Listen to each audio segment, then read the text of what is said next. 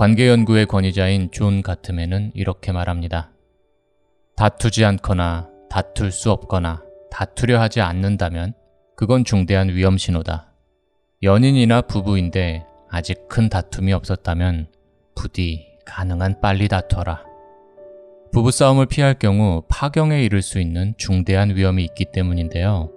관계연구의 권위자가 부부싸움을 적극 독려하는 이유, 지금부터 함께 알아볼게요. 몸이 좋고 맛도 좋은 오늘의 지식.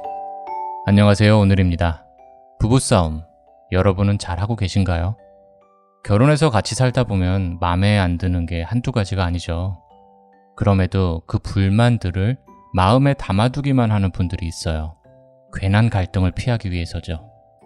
그런데 사실 이건 결혼 생활에 있어 최악의 선택입니다. 당장의 갈등을 피할 수 있을지는 몰라도 자칫 결혼 생활 전체를 끝장낼 수도 있는 일이니까요. 말을 안 하면 상대는 뭐가 문제인지 모르잖아요. 당연히 문제가 개선될 리 없고 불만은 계속됩니다. 그렇게 부정적인 감정이 마음에 차곡차곡 쌓여만 가다가 어느 순간 그 부정적 감정에 압도되는 단계에 이르게 되는데요. 이제부터는 문제가 돌이킬 수 없을 정도로 심각해집니다. 부정적 감정의 압도 단계에서는 심리학자 엘버트 앨리스가 지적한 악마 취급이 활성화되기 때문이에요. 눈에 콩깍지가 씌었을 때는 상대의 모든 게 다 좋게 보였지만 이제는 편견을 갖고 안 좋은 면만 바라보게 됩니다. 상대의 상황이나 의도와 상관없이 모든 문제들을 다 그의 나쁜 성격 탓으로 해석하는 것이죠.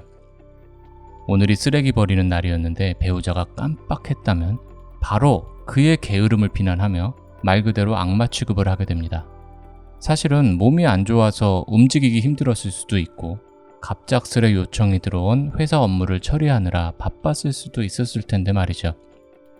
그러다 보니 이 부정적 감정의 압도 단계에서는 배우자가 관계 개선을 위해 뭔가 좋은 일을 해도 50%의 경우가 그러한 신호를 알아차리지 못한다고 해요.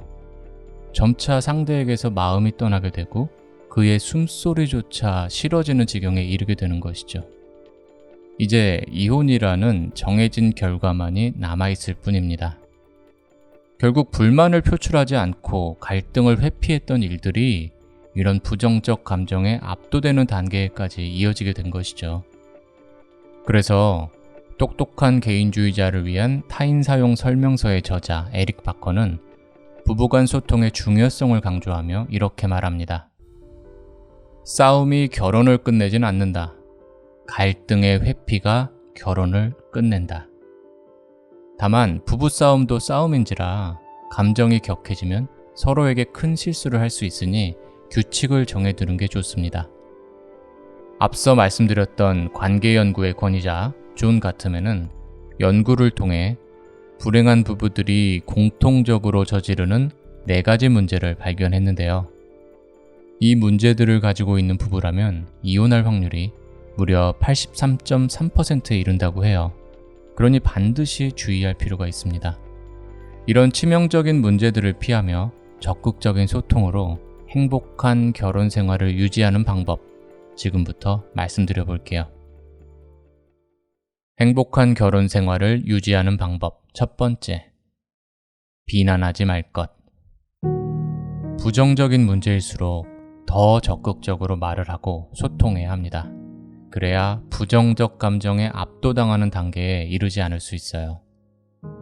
부부싸움으로 이어지더라도 불평과 불만을 표출하는 게 좋아요.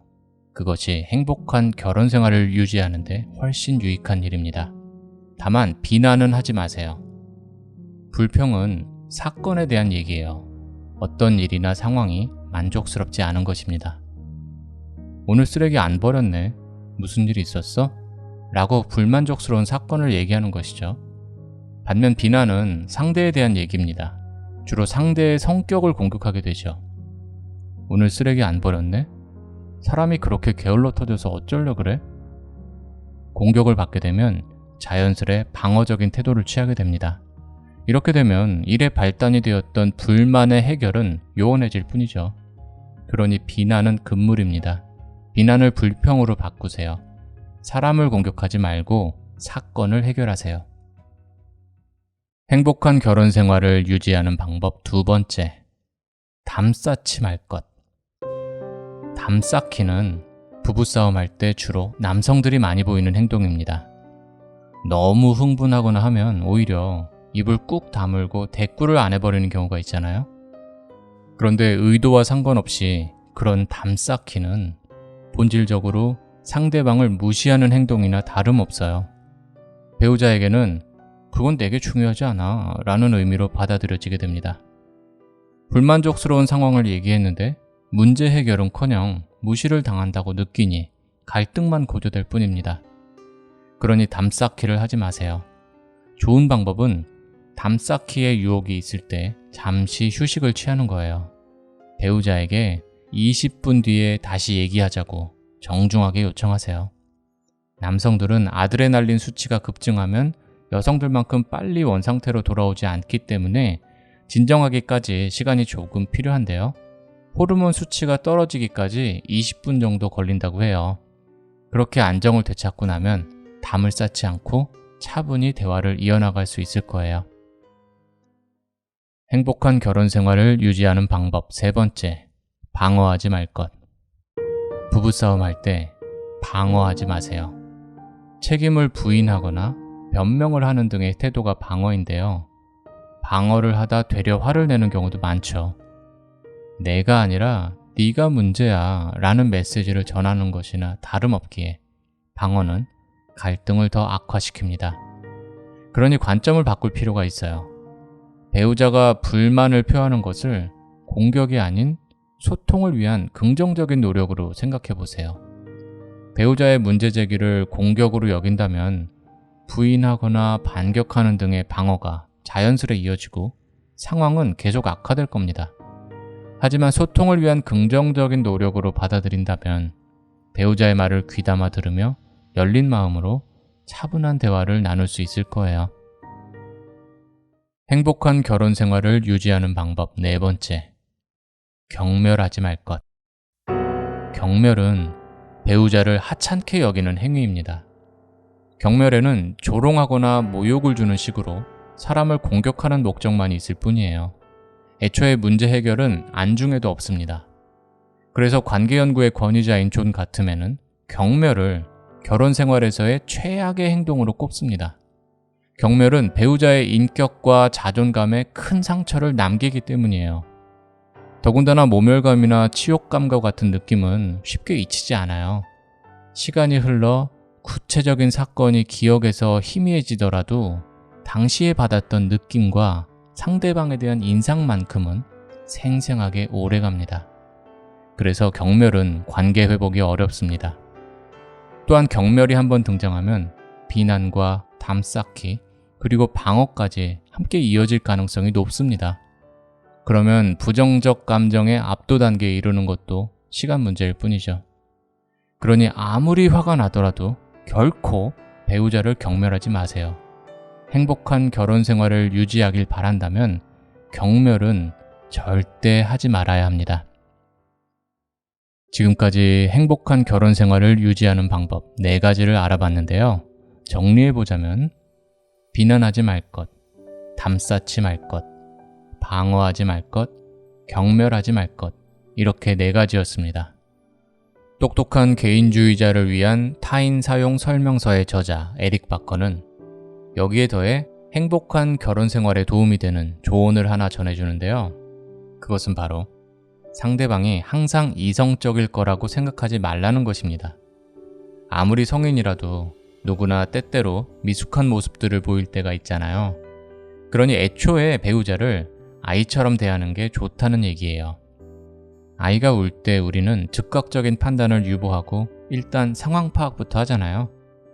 어디 다친 건 아닌지, 무언가에 깜짝 놀란 건지, 몸이 아픈지, 누가 때린 건지, 혹은 무언가를 잘못해서 혼날까봐 그러는 건지 자연스레 너그러움과 동정심을 가지고 아이를 대하게 됩니다. 그리고 당면한 진짜 문제에만 집중하게 되죠. 배우자를 대할 때도 아이를 대할 때와 같은 긍정적인 태도를 보일 수 있다면 비난, 담쌓기, 방어, 경멸과 같은 일들은 걱정할 필요도 없을 거예요. 그러니 뭔가 못마땅한 일이 있을 때 아이를 대하는 태도로 그렇게 배우자를 대해보시길 바랍니다. 오늘 영상은 똑똑한 개인주의자를 위한 타인 사용 설명서를 참고해서 만들었습니다. 10년간 인간관계를 연구해온 저자 에릭 바커는 관계가 우리 인생에서 가장 중요한 문제임을 지적하며 흥미로운 사례들과 과학적인 접근, 그리고 다양한 연구 자료 등을 통해 타인에 대한 깊이 있는 이해를 돕습니다. 우정, 사랑, 직장 동료, 타인과의 연대, 그리고 행복까지. 인간관계에 대한 답을 얻고 싶다면 이 책 똑똑한 개인주의자를 위한 타인 사용 설명서를 읽어보시길 권해드려요. 인간관계에 대한 저자의 메시지를 끝으로 오늘 영상 마치겠습니다. 관계는 우리에게 최고의 행복을 안겨다 주기도 하고 최악의 순간을 가져다 주기도 한다. 우리는 파도를 막을 순 없지만 서핑을 배울 수는 있다. 오늘 영상이 도움이 됐다면 공감의 의미로 구독, 좋아요 한 번씩 부탁드립니다. 영상 제작에 정말 큰 힘이 됩니다. 앞으로도 좋은 내용으로 계속 찾아뵐게요. 몸에 좋고 맛도 좋은 오늘의 지식. 지금까지 오늘이었습니다. 오늘도 행복하세요.